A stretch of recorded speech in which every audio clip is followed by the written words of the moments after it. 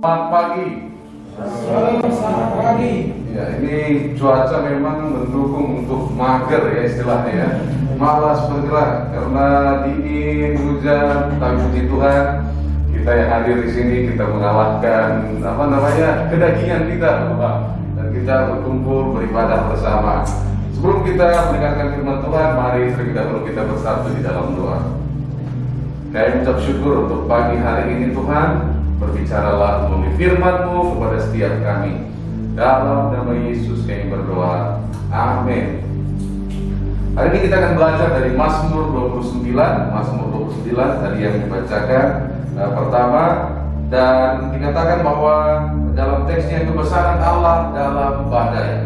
Mari kita baca bersama dari ayat 3 sampai 10. Kalau tidak ada di layar, kita buka layar handphone kita. Saya percaya di handphone kita ada kitab semuanya ya. Amin. Amin. Mari kita baca dari ayat 3 sampai 10. Kita baca bergantian, saya mulai dari ayat 3. Sudah dapat? Kalau sudah dapat katakan amin. Mazmur 29. Mazmur 29. Amin. Oke, kita mulai. Suara Tuhan di atas air, Allah yang mulia mengguntur, Tuhan di atas air yang besar. Suara Tuhan penuh kekuatan, suara Tuhan penuh semangat. Suara Tuhan mematahkan pohon aras, bahkan Tuhan menumbangkan pohon aras Libanon. Ia membuat gunung Libanon melompat-lompat seperti anak lembu, dan gunung Sion seperti anak benteng. Suara Tuhan menyemburkan nyala api. Suara Tuhan membuat pada gunung gemetar. Tuhan membuat pada gunung berkasih semetar. Suara Tuhan membuat beranak rusa betina yang mengandung, bahkan hutan digundulinya, dan di dalam baiknya setiap orang berseru hormat. Tuhan bersemayam di atas Eropa. Tuhan bersemayam sebagai Raja untuk selama-lamanya. Di sini pemazmur melukiskan Tuhan yang besar dari dari badai, dari bencana yang ia lihat. Karena gambaran itu begitu nyata dilukiskan bahwa ini menunjukkan kebesaran Tuhan. Nah, Charles Spurgeon, salah satu pendeta terkenal di Inggris, setelah membaca Mazmur ini dia punya 3 pertanyaan. Yang pertama, haruskah serangga yang hidup 1 jam saja memuliakan dirinya sendiri melawan matahari yang telah menghangatkannya sehingga ia hidup? Yang kedua, dia bertanya begini, haruskah pecahan tanah liat mengagungkan dirinya sendiri mengatasi manusia yang telah membentuknya di atas jentera?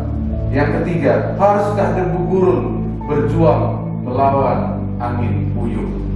Dia refleksikan bagaimana ini segala sesuatu yang terjadi dalam Mazmur 29 ini merefleksikan kebesaran Tuhan.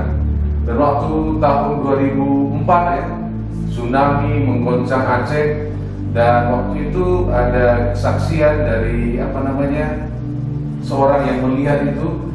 Dia melihat, wah itu seperti air raksasa, seperti ada naga di sana, dan lain menggambarkan kebesaran itu. Dan dikatakan tadi ini semua melukiskan kebesaran Tuhan.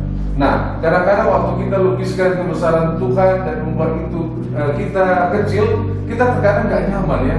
Ternyata, apalagi pertanyaan pertama waktu saya baca itu, haruskah serangga yang hidup 1 jam saja memuliakan dirinya sendiri melawan matahari yang telah menghangatkannya? Dan ini sebuah pertanyaan yang membuat kita sepertinya kecil. Wah, ternyata saya kecil. Dan dari kejadian yang ada, dia melukiskan bahwa Tuhan itu begitu besar. Dan hari ini kita juga ada dalam badai tantangan yang sedang kita hadapi. Karena setiap perjalanan hidup kita ada musimnya. Sebelum orang Israel sampai di tanah perjanjian, Tuhan juga bawa mereka melalui padang gurun. Padang gurun kita tahu teriknya luar biasa dan lain sebagainya. Mereka harus melewatinya. Dan kenapa Tuhan harus membawa mereka dari padang gurun? Kenapa enggak dari Mesir, simsalabim sampai tanah perjanjian gitu ya? Ya. Jadi kalau simsalabim mungkin mereka juga nggak mengerti apa-apa, tapi ada perjalanan hidup, ada waktunya berproses. Dan ini tidak mudah. Kenapa? Karena yang dibawa Musa itu 2 juta orang. Bayangkan kita berangkat, wah kemahnya harus disusun ya kan? Belum lagi anaknya, belum lagi dan lain sebagainya, merepotkan. Kita menetap, pasang tenda lagi 2 juta orang. 2 juta ya kurang lebih sebanyak penduduk Medan. Ya, Medan 2,2. Nah, kira-kira sebanyak penduduk Medan ini mau diatur. Ini luar biasa. Nah, apa sebenarnya yang Tuhan pengen ajari umatnya? Dan akhirnya waktu di padang gurun mereka dikasih manna, ya kan? Dikasih makanan dari surga, ada tiang api dan tiang awan. Sampailah mereka di tanah perjanjian setelah berpuluh-puluh tahun. Nah, inilah tanah perjanjian yang melimpah susu dan madunya. Seketika itu juga manna berhenti, tiang awan, tiang api juga berhenti. Tapi bukan berarti Tuhan tidak menyertai mereka. Selama 40 tahun ini Tuhan mau mengajari mereka, aku besertamu, tidak ada yang mustahil. Tapi mereka gagal belajar. Sebenarnya Tuhan sedang mempersiapkan umatnya untuk menghadapi musim yang berikutnya. Dan COVID-19 ini juga musim artinya sama seperti musim hujan, ada masanya berakhir.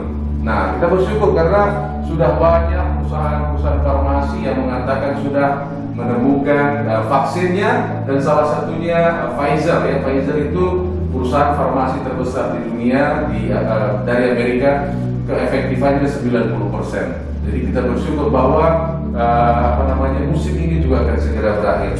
Tapi yang menjadi pertanyaan adalah jangan sampai kita tidak belajar sesuatu dari musim yang sedang kita lalui. Nah, ini yang Tuhan coba ajari orang Israel. Aku menyertaimu dalam masa kesulitan ini pun aku menyertaimu. Sampailah Tuhan merasa udah waktunya mereka sampai di tanah perjanjian dan menghadapi raksasa. Dan hari-hari ini selama kita masih menunggu COVID ini selesai, coba tanya apa yang kita pelajari dari Tuhan. Kenapa? Karena dalam setiap musim hidup kita ada pelajaran yang Tuhan ingin ajari kita semuanya. Nah, waktu mereka menunggu sampai ke tanah perjanjian, 40 tahun lamanya mereka dalam perjalanan, kebanyakan dari mereka tidak belajar sesuatu. Kenapa? Karena waktu Tuhan berjanji kepada setiap kita, janji Tuhan itu tidak langsung. Kalau kita baca Kejadian 12 bagaimana Tuhan berjanji kepada Abraham pada waktu umurnya 75 tahun, engkau akan mempunyai anak, ya kan? Keturunan. Tidak langsung terjadi. Dia menunggu 25 tahun lamanya. Abraham menunggu yang paling lama. 25 tahun, umurnya sudah 100 tahun. Bayangkan bagaimana Abraham tidur pada waktu umurnya 95 tahun, 96 tahun. Ada waktunya kita akan menunggu. Kita masuk yang namanya waiting room, ya kan? Silahkan, seperti naik pesawat, ya kan? Silahkan masuk ruang tunggu. Pada waktu kita masuk ruang tunggu, kalau kita tidak mengenal Tuhan, maka kita bisa goyah. Hari ini kita masuk yang namanya ruang tunggu. Kira-kira adakah kita belajar sesuatu? Salah satu doa saya hari-hari ini, saya berdoa Tuhan hancurkan semua kesombongan saya. Kalau ada saya tidak bergantung kepada-Mu, ajari saya untuk bergantung, ajari saya untuk percaya sekalipun saya tidak mengerti rancangan Tuhan. Dan Tuhan tolong bentuk saya, dan Tuhan mulai buka yang ini begini, dan saya mulai banyak belajar. Nah, jadi waktu musim ini terjadi, saya berdoa dan kita juga belajar sesuatu. Dan salah satu artikel di online yang saya baca bahwa COVID-19 membuat banyak orang terlibat dalam gereja. Wah, bagaimana mungkin pastor, itu kan gereja tutup semua, melalui online. Bahkan Alpha Online di Inggris sendiri ini memecahkan rekor, ribuan ponsel terbuka semenjak COVID. Orang-orang menyadari ternyata saya perlu Tuhan. Nah, mari kita belajar sesuatu. Mereka berlomba-lomba, yuk di mana ada pertemuan ibadah. Tapi ternyata dari COVID-19 ini kami sadar kami perlu Tuhan. Nah, hari ini dalam waktu kita menunggu Tuhan, kita perlu belajar mengenal Tuhan lebih lagi. Nah, dari mana kita boleh belajar mengenal Tuhan lebih lagi? Dari hubungan kita dengan Tuhan. Nah, setiap hubungan dasarnya ialah kepercayaan. Jadi dasar setiap hubungan manusia, hubungan dengan Tuhan adalah kepercayaan. Begitu masuk dusta dalam hubungan, maka hubungan itu akan rusak. Dan dalam hubungan kita dengan Tuhan biasanya bukan Tuhan yang berdusta, kan? Karena Tuhan berkata Bilangan 23 ayat 19. Ayo kita baca di layar di handphone kita. Bilangan 23 ayat 19.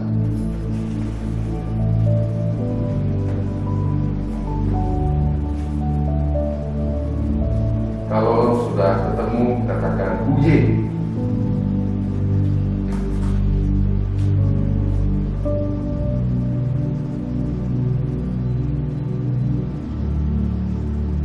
Bilangan 23 ayat 19. Kalau sudah ketemu, katakan uye. Uye. Kita baca 1 dan 3. Allah bukanlah manusia sehingga ia berdusta, bukan anak manusia sehingga ia menyesal. Masakah ia berfirman dan tidak melakukannya, atau berbicara dan tidak menepatinya? Nah, dari sisi Tuhan dia akan menepati semua yang ia janjikan, tapi ada waktunya. Itu makanya dalam masa kita menunggu, kita perlu belajar mengenal Tuhan lebih lagi. Di Hosea 4 ayat 6, ayo kita buka lagi Hosea 4 ayat 6.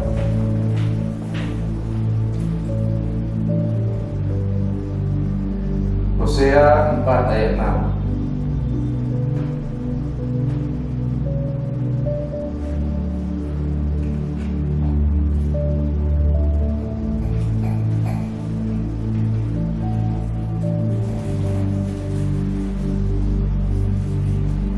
Oke, sudah dapat kita baca bersama. Umatku binasa karena tidak mengenal Allah, karena engkaulah yang menolak pengenalan itu. Maka aku menolak engkau menjadi imamku, dan karena engkau melupakan pengajaran Allahmu, maka aku juga akan melupakan anak-anakku.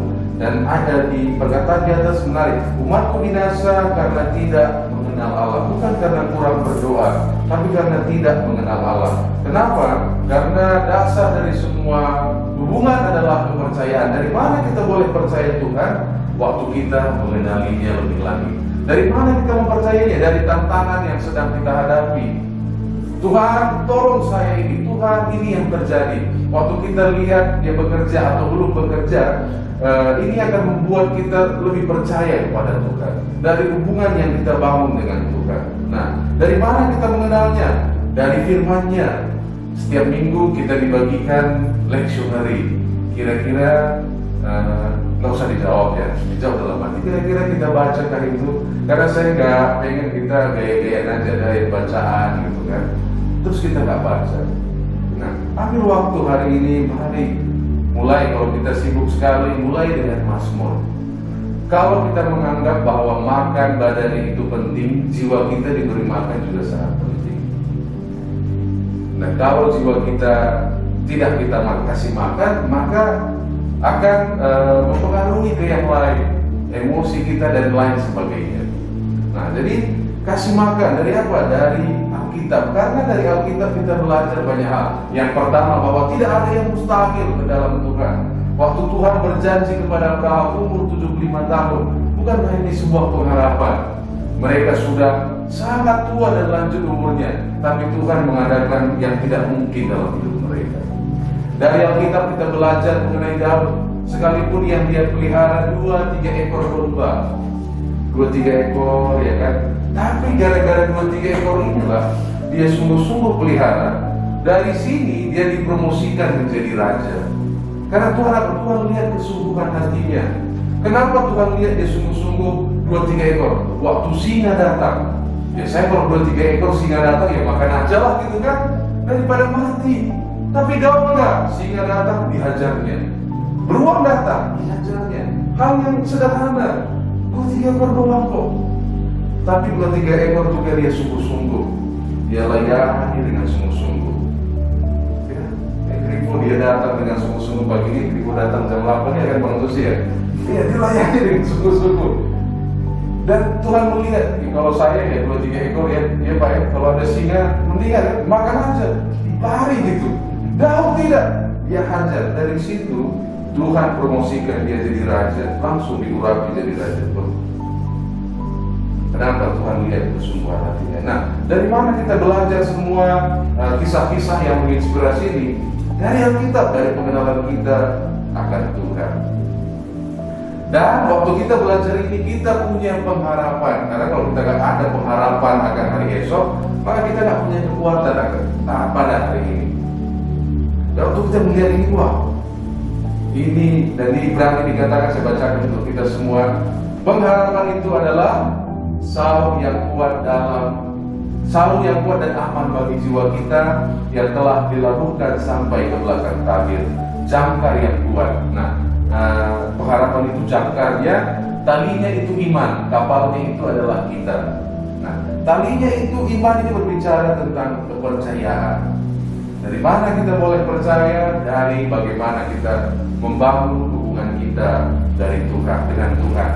Dan kalau kita ingin bertumbuh di dalam iman, kita tidak bisa sendiri, kita perlu komunitas. Itu makanya kita ada doa Selasa, ada IRT, ada Zoom online, ada Alpha online. Semuanya itu agar kita bertumbuh. Dan saya senang dengan kesaksian kemarin hari terakhir Alpha online, salah satu peserta yang baru kehilangan suaminya. Ya, dia berkata bahwa Alpha online membantu saya untuk segera pulih, lebih cepat pulih menghadapi kenyataan yang sedang saya hadapi. Dan kita bersyukur untuk tim kita menjadi berkat untuk orang lain. Dan ketika ini kita lakukan, ini janji Tuhan di ayat 11. Mari kita baca bersama.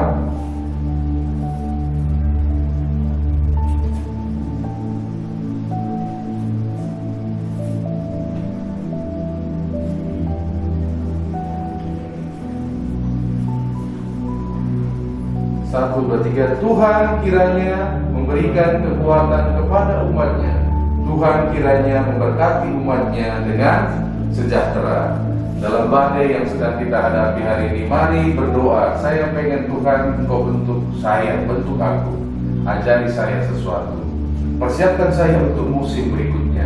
Karena musim ini akan segera berakhir. Dan waktu kita sampai di musim berikutnya, kita nggak menyesal, ya kan? Kita nggak nyanyikan, waduh seandainya enggak. Waktu musim berikutnya sudah ada, kita sudah ready di sana. Dan waktu itu terjadi, maka Tuhan kiranya memberikan kekuatan kepada umatnya dan memberkati umatnya. Dan biarlah dalam masa-masa ini kita menemukan Tuhan dalam membangun hubungan kita, dalam doa pribadi kita, melalui pembacaan firman kita, sehingga kita punya pengharapan dan percaya akan Tuhan yang memelihara kehidupan kita. Mari kita bersatu dalam doa. Biarlah firman-Mu berbicara kepada setiap kami. Dalam nama Yesus kami berdoa. Amin.